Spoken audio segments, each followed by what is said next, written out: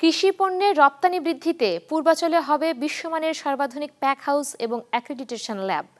মঙ্গলবার রাজধানীর ফার্মগেটে বাংলাদেশ কৃষি গবেষণা কাউন্সিলের মিলনায়তনে হরটেক্স ফাউন্ডেশন আয়োজিত সেমিনারের প্রধান অতিথির বক্তব্যে একথা বলেন কৃষিমন্ত্রী ডক্টর মোহাম্মদ আব্দুর রাজ্জাক এমপি। এ সময় তিনি আরও বলেন, কৃষি যান্ত্রিকীকরণ ও বাণিজ্যিকীকরণের দিকে যাচ্ছে, সেজন্য একই সাথে কৃষি পণ্যের আন্তর্জাতিক বাজার বাড়াতে হবে।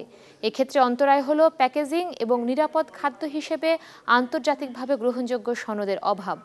পূর্বাচলে এই প্যাক হাউস এবং ল্যাব স্থাপিত হলে এসব অন্তরায় দূর হবে এবং ইউরোপ, মধ্যপ্রাচ্য সহ বিদেশে ফলমূল এবং শাকসবজি রপ্তানি বহুগুণ বাড়বে।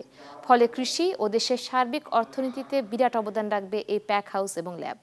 বাংলাদেশকে এই কৃষিকে যদি বাণিজ্যিকরণ করতে চাই তাহলে আমাদেরকে আন্তর্জাতিক বাজারে যেতে হবে।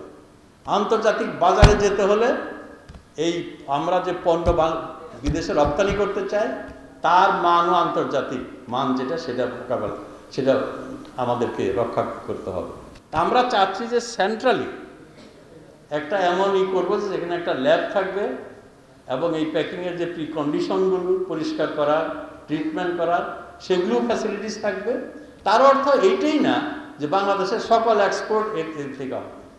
আমার মনে হয় প্রাইভেট সেক্টরেও অনেকে উদ্যোগ নেবেন, তারা নিজেরাও তাদের নিজস্ব এলাকায় এই ধরনের প্যাকিং ইন্ডাস্ট্রি এর প্যাকেজিং ফ্যাসিলিটিস গড়ে তুলবেন।